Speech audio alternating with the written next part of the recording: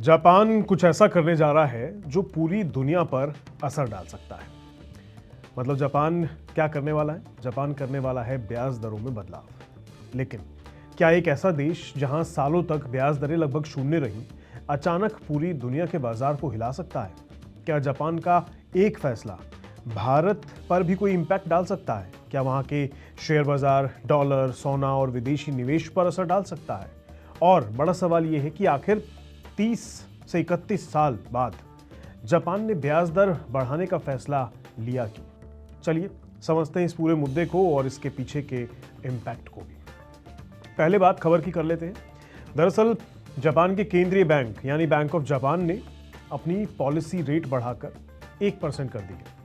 ये 1995 के बाद सबसे ऊंचा स्तर है, यानी करीब करीब 31 साल बाद जापान में ब्याज दरें इतनी ऊंचाई पर पहुंची हैं। लेकिन इस खबर को समझने के लिए पहले जापान की कहानी समझनी होगी। देखिए 1990 के दशक में जापान की अर्थव्यवस्था एक बड़े असेट बबल के फूटने के बाद लंबे समय तक सुस्ती में चली गई थी। देश डिफ्लेशन यानी गिरती कीमतों की समस्या से जूझ रहा था। लोगों ने खर्च कम किए, कंपनियों ने निवेश कम किया और आर्थिक विकास धीमा पड़ गया। इसी वजह से बैंक ऑफ जापान ने सालों तक ब्याज दरें बेहद कम रखी। यहां तक कि कई वर्षों तक जापान में ब्याज दरें शून्य, यहां तक कि नेगेटिव लेवल के आसपास रही। सस्ता कर्ज देकर अर्थव्यवस्था को सहारा देने की कोशिश की गई, लेकिन अब तस्वीर बदलती दिख रही है। जापान में लोगों की सैलरियां बढ़ रही हैं, यानी वेतन बढ़ रहे हैं, कंपनियां कीमतें बढ़ा रही हैं और महंगाई धीरे धीरे स्थायी रूप लेती दिखाई दे रही है।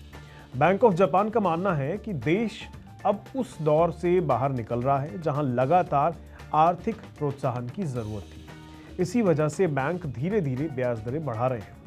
ताज़ा फैसले में ब्याज दर को 0.75% से बढ़ाकर 1% कर दिया गया है। ये फैसला 7-1 वोट से लिया गया है। लेकिन सवाल यह है कि जापान अभी दरें क्यों बढ़ा रहा है?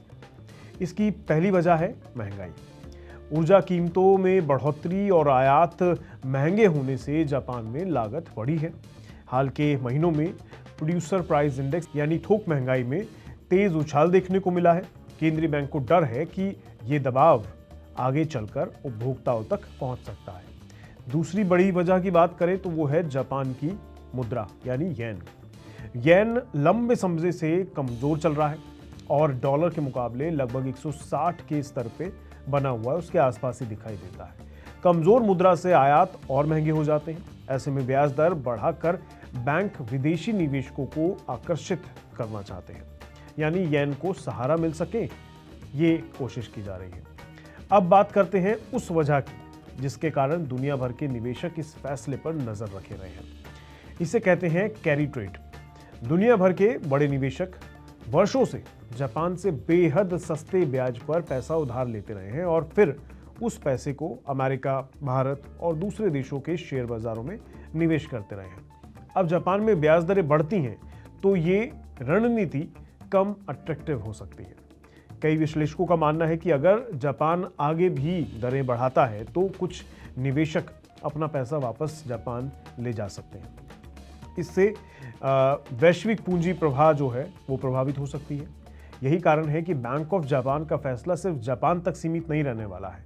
इसका असर दुनिया के बॉन्ड मार्केट, करेंसी मार्केट और शेयर मार्केट पर भी पड़ सकता है। कई विशेषज्ञों का मानना है कि जापानी निवेशकों की घर वापसी से वैश्विक बॉन्ड यील्ड पर दबाव बढ़ सकता है। लेकिन हमारे लिए तो भारत पर इसका क्या असर होगा ये जानना ज़्यादा ज़रूरी है। तो देखिए, सीधा असर बहुत बड़ा तो नहीं दिखाई देगा क्योंकि भारत की आर्थिक वृद्धि जापान की तुलना में काफ़ी मजबूत है। लेकिन अगर जापानी निवेशक और वैश्विक फंड जो ग्लोबल फंड हाउसेज हैं अपना पैसा सुरक्षित विकल्पों में शिफ्ट करने लग जाते हैं तो भारतीय शेयर बाजार में विदेशी निवेश का फ्लो कुछ समय के लिए प्रभावित हो सकता है। खासकर उन सेक्टर्स में जहां विदेशी निवेशकों की हिस्सेदारी ज़्यादा है, वहां उतार चढ़ाव देखने को मिल सकता है।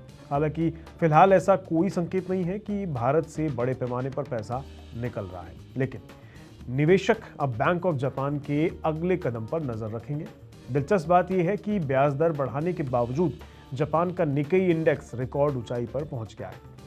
मतलब बाजार ने इस फैसले को अर्थव्यवस्था की मजबूती के संकेत के रूप में देखा है। तो कुल मिलाकर जापान का ये फैसला सिर्फ 1% ब्याज दर की खबर नहीं है, ये दुनिया की तीसरी सबसे बड़ी अर्थव्यवस्था के उस दौर के अंत का संकेत है जहां सस्ता पैसा लगभग मुफ्त में उपलब्ध था। और अगर जापान आगे भी ब्याज दरें बढ़ाता है तो इसका असर भारत समेत पूरी दुनिया के वित्तीय बाजारों में महसूस किया जा सकता है। अब आप बताइए, क्या आपको लगता है कि जापान के इस फैसले का असर भारतीय शेयर बाजार पर पड़ेगा? कमेंट करके जरूर बताइएगा। आज के लिए इतना ही, दीजिए इजाजत। नमस्कार।